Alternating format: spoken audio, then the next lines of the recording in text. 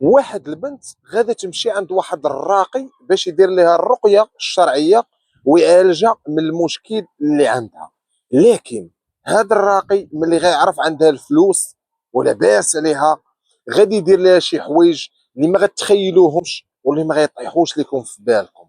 هاد القصه الخوت خصيصا الناس اللي كيعجبهم هادشي ديال الرقيه الشرعيه. حقيقه كاين اللي كيخدم بضميره، لكن الكثير ما عندوش ضمير. هاد القصه وهذا الشيء اللي وقع لهاد البنت غادي يخليك تاخذ العبره وغتعرف اشنو غادي دير، وما تثيقش في اي واحد يقول لك انا راني راقي وكندير الرقيه الشرعيه.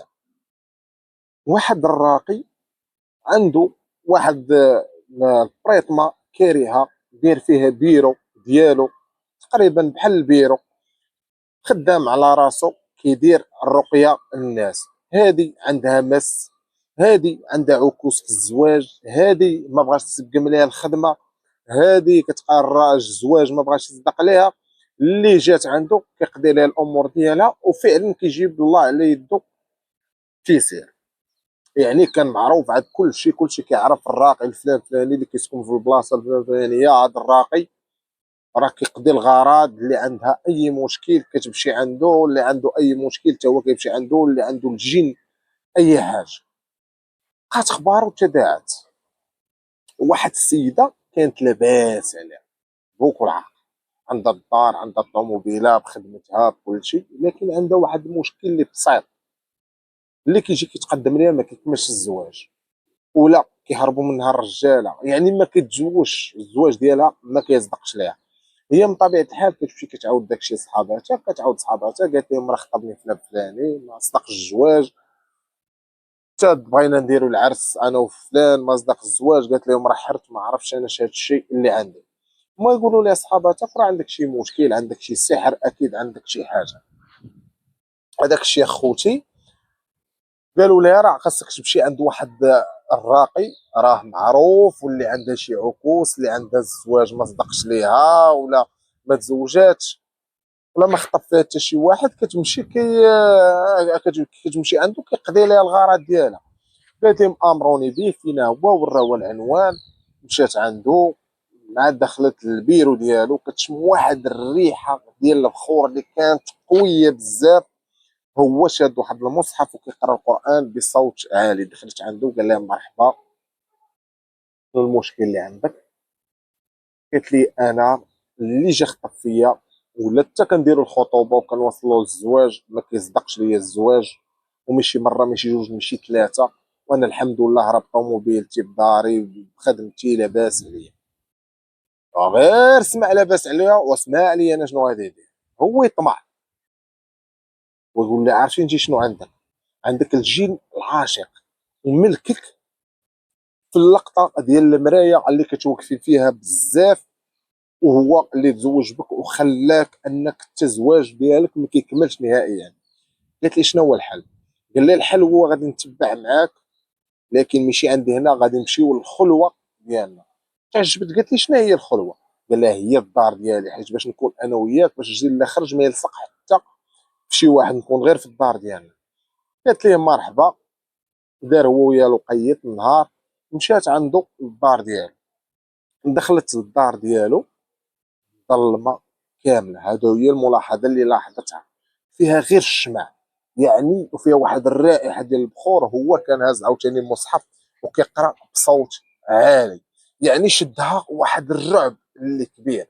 دخلت عنده ريحها، قال لها مرحبا. هو تكاها وبدا كيقرا عليها في القران، كيقرا في القران. ولاحظت انه واحد الملاحظه انه كيبدا يقول شي طلاسيم وشي هضره اللي ماشي، كيبعد على القران وكيقرا شويه وكيبعد وكيقرا شويه وكيبعد حتى نعسات. خلاها نعسات وبدا كيبقى كيقرا عليها القران، داك الشيء اللي كيقرا عليها عاوتاني حتى فاقت. هو يقول لها راك نعستي شويه، وراه الجيل اللي فك ما بغاش يسمع القران وهو اللي خلاك نعستي.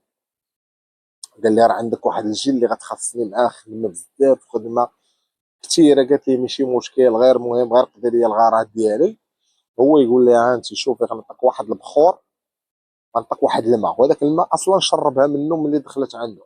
قال لي غتبقاي تبخري لمده 7 ايام وغتشربي ذاك الماء لمده 7 ايام، وهنا هاد السيده الخوت ما كانتش عارفه ان هاد الراقي كيدير ليها السحر، كيدير ليها الشعوذه، ما كيديرش ليها الرقيه، حيت بغى الهدف ديالو كان هو يسيطر عليها ورد خاتم صباعو اللي قالها ليها ديرها ليه. فعلا خدات داك الماء، خدات داك البخور ومشات للدار وتبعات، ولات كتشربو يوميا وكتبخر يوميا في الصباح كتشربو على الريق وكتبخر بهذاك البخور. ولات في الليل كتحس براسها انها كتحلم بالراقي، او كيفاش كنحلم به، ولات كتحس بشي حاجه من جهه هذاك الراقي كتفكر فيه، حسيت براسها بانها بحال كتبغيه. وهذا الشيء الخوت راه تاثير ديال السحر اللي دار ليها الراقي بهذاك البخور وهذيك الشعوذه والطلاسم اللي قرا عليها. دازت هذيك السبع ايام وهي تمشي عنده، قال لها مرحبا، وهي تقول ليه بغيت نسولك واحد السؤال خارج النطاق. قالت لي واش عندك شي علاقه، واش مزوج واش هذه؟ قال لها لا ما مزوج ما والو. قالت لي انا نجيك الصراحه، انا راه وليت كنحس بشي حاجه من جهتك وبديتي كتدخل ليا لخاطري وكنرتاح معاك. قال لي راه حتى انا حتى هو جا عرف السحر ديالو قضى الغرض، الشعوذه ديالو قضت الغرض. هو يجي نيشان ويقول لها حتى انا راني ارتحيت لك من اول مره دخلتي عندي وقلت هذه هي اللي غنكمل معاها حياتي. فقالت لي صافي مرحبا.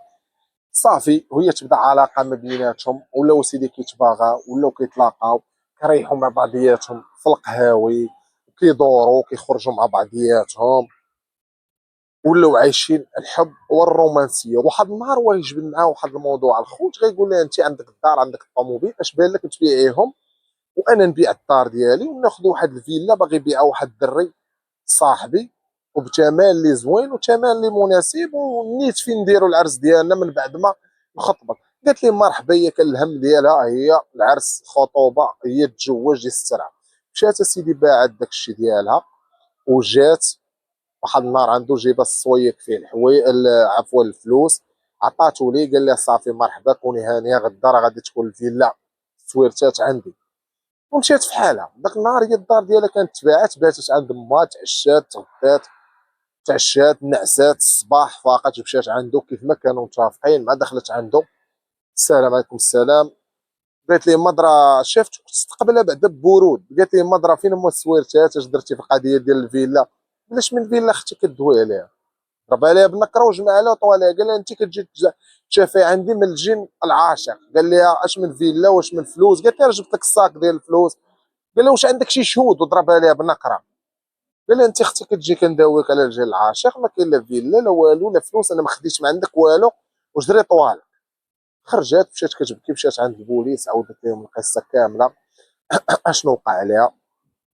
من طبيعه الحال غادي يجيو من عند هذا الراقي، يدخلوا عنده قالوا لي فلانه راه جابت لك صاك وانت موعده بالزواج وصاك ديال الفلوس وباع الطوموبيل تاعها ودارها، وفي الاخر ضربتيها ليها بالنقره. قال لهم اسيدي انا ما درت ليها والو، هاد السيده راه كتعالج عندي من الجيل العاشق، اللي عندها شي شهود تجيبهم ليا، انا راه ما يمكنش ندير هاد الشيء. وضربها بالنقره حتى للمخزن.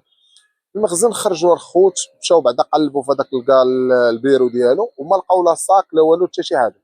خرجوا كيلاحظوا بان واحد الملاحظه، كاينين كاميرات قدام واحد مول الحانوت دايرهم حداه. شو عاد هذاك مول الحانوت سولوا قالوا لي راه بغينا نشوفوا هاد الكاميرات، راه واحد السيده ها وقع عليها وها وقع عليها، بغينا باش نجبدوا لها حقها. قال لهم مرحبا. شافوا الكاميرات وكيلاحظوا المفاجاه الصادمه ان فعلا جابت الصاك ودخلت عنده الصاك فيه الفلوس. يعني عرفوا انه كيكذب. رجعوا عنده قالوا لي راه شفنا الكاميرات وانت راك ديتي السيده الصاك ودخلاته وهكاين وكاين وما بقى عندك فين تنقر. شدوه داو عاوتاني قلبوا في الدار ديالو اللي كانت كتخلع. دخلوا بقاو كيقلبوا يقلبوا يقلبوا يقلبوا، في الاخر كيلقاو الخو الصاك ديال الفلوس ديال السيده. وقالوا ليه ها انت الدليل. شدوه داوه. دازت المحاكمه ديالو، غيتحكم ب10 سنين، حيت كيستحق اكثر باش ما يبقاش يضحك على بنات الناس باسم الدين. والسيده رجعوا ليها فلوسها ومشات شرات دار اوطوموبيله وحلفت على طريق الرقات عمرها ما تشدها. هذه الخوت قصه دير لكم عقل ودير لكم عبره لاي واحد كيتيق بحال هذا الشيء. كاين الرقيه الشرعيه كاين الدين، لكن ماشي اي راقي اللي يقول لكم راقي راه راقي. اللي وصلت لهنا يخلي كومونتير لايك بارطاجي الفيديو مع صحابه ويعطيني رايه في هذا الشيء ديال الرقيه الشرعيه، وتهلاو ليا في راسكم. كنتمنى هذا الموضوع يكون عجبكم.